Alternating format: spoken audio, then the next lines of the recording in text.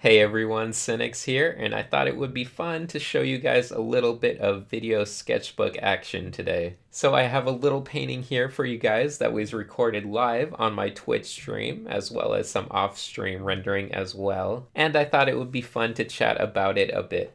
So my main routine for painting is kind of divided up among a couple things. Half the time I'm doing photo studies and trying to just practice my rendering or practice something specific like anatomy and get better at it. But the other half of the time I'm just doing paint explorations, which is not only a lot of fun for me, but it also lets me check and see how much information on color and anatomy and just everything I've really nailed in my head. But anyway, just for the quick and constant recap, paint exploration is just a little visual exercise where I like to create a lot of chaos. So in the background, you can see I'm kind of exploring colors. I don't have any idea whatsoever what I'm going to make. It could be an animal, vegetable, or mineral, but I'm just going to rely on my visual library to figure it out. Hopefully, I always just hope something will come out, and it usually works out pretty good. Sometimes it takes a long time, sometimes it's very fast. Eventually, if you keep smearing that paint around for a long enough amount of time, eventually the monkeys will make Hamlet and you'll be gold. Now, I still feel like one of the most important questions that people ask me a lot is about color theory and how I'm picking colors. And honestly, I wish I had a really good scientific and thought out answer for you guys, but I just don't have a good logic to it yet.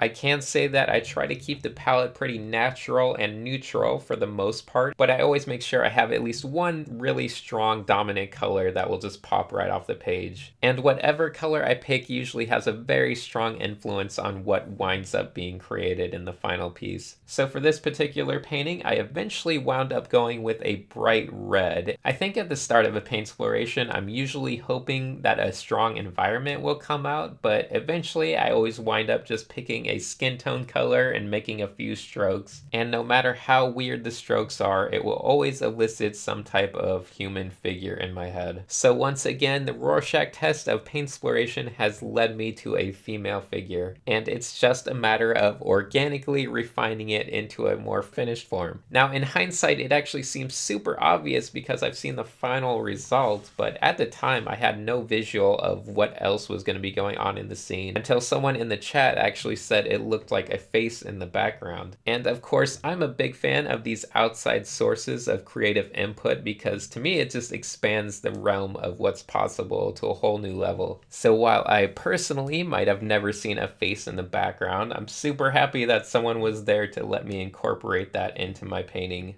And because of the scale of the face, I thought that other blob on the left side would be perfect as a hand or something. Now that the major components are all in place, it's just a matter of letting the story write itself. Another person in the chat had mentioned that it made them think of lucid dreaming, and I thought that was a perfect summarization. So we've got a guy who's passed out, and water has filled the room, and there's a small woman coming out of the water, and it's all very strange and dreamlike. Once the basic structures were there, I just had to add some interesting light sources, so I tried to bring in some strong REM lighting around the right side of everything, just going completely overboard with it and making it look very glowy and ethereal. But I also had a lot of fun with the guy's face, and I was trying to make it very painterly. So you can see I'm bringing in a lot of hue variation. I'm trying to leave the brush strokes nice and thick and chunky, and really just carve out some fun planes in the face. If you look closely, you might notice that I'm using a somewhat strange, although very common technique for painting the eyes on the face. I'm not focusing at all on the finished eye. Instead, I'm just focusing on the form of the sculpture. So I'm making it just lumps inside sockets. In fact, I think this would actually be a good time to jump into a little side example of what I'm talking about. So I got a quick little sketch here for you guys, and I just want to quickly demonstrate this whole eye lump thing.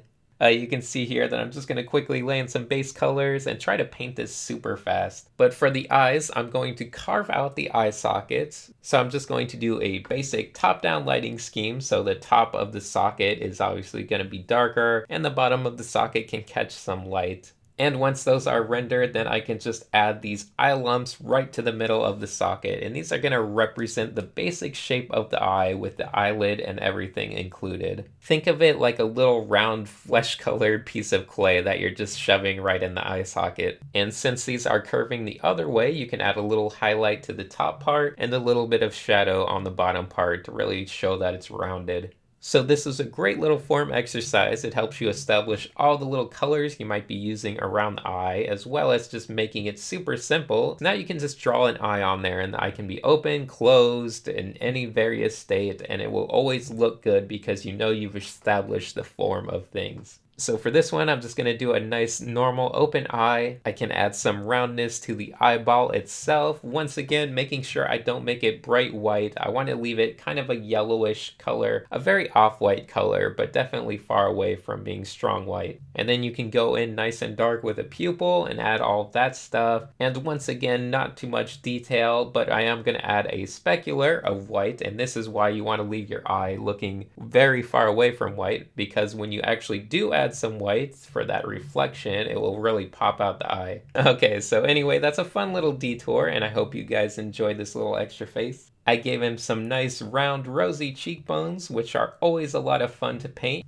But anyway, enough of that. Let's hop back to our original painting. I actually uploaded this on Instagram at roughly the stage you see here, but for the purposes of this video, I thought it would be fun to try to render the girl out a bit more. Right now, she's looking super minimalistic and impressionistic, which is okay. It's fun for speed painting, but you know, might as well try something a little more challenging. I personally feel like I've struggled a lot with wet skin tones and wet textures, so I'm going to try to work on that a little bit. I can try to make her underwear thing look like less of a diaper and more like wet cotton or something. Just a mixture of bringing in some white speculars as well as bringing in some of the skin tones, so it makes it look like you can kind of see through different parts. And for the skin itself, we're also going to have to bring in a lot of speculars to show that it's shiny or wet. So I'm just going to bring in a little bit of airbrush just to prep the area for some brighter highlights. And I don't know when I'm doing that much, so I'm just going to make a lot of thin, light lines that are really bright, really close to white. I'm trying to follow the form, but I don't know that well what I'm doing. Obviously, water catches a lot of light, so that's why it's going to look like just bright white lines and dots everywhere.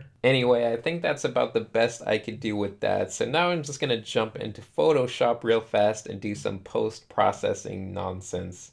This is always a good moment in the workflow to walk away from your work for a little bit, take a little break, make sure you come back with fresh eyes when you do this part. Otherwise, you might wind up changing things for the worse. But when I squinted my eyes at this, I felt like the figure was blending in a little bit too much with the face. So in order to create a stronger separation, I thought I would just cool down the skin tones on the male figure a lot. This definitely creates a good separation, and I personally like it better. Now, the other thing I personally want to do, and I know some people might not agree with it, is play with the depth of focus. This is where you can go really overboard and make a huge difference between your foreground and background element. So now there is just a ton of depth going on, and I like it. I don't know, you guys might enjoy seeing the painting of the face. I know it's kind of sad that you lose some of the painterly details on that face, but it's for the greater compositional good, I think. Anyway, the last thing I like to personally do is just bring in a little bit of extra little particle-y effects, because I think that will really set off the lighting as well.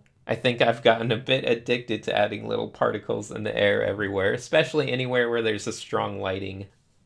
So I guess that's gonna about wrap it up. You can see the finished painting here, and I feel pretty satisfied with it, especially considering it's just a random paint exploration. Although maybe that's why it feels satisfying, because I didn't have any expectation of what I was gonna make. Anyway, that's gonna do it for this episode of Video Sketchbook. I hope you enjoyed it. A big thank you to all of my wonderful patrons for making these videos and streams possible. And shout out to Corel Painter.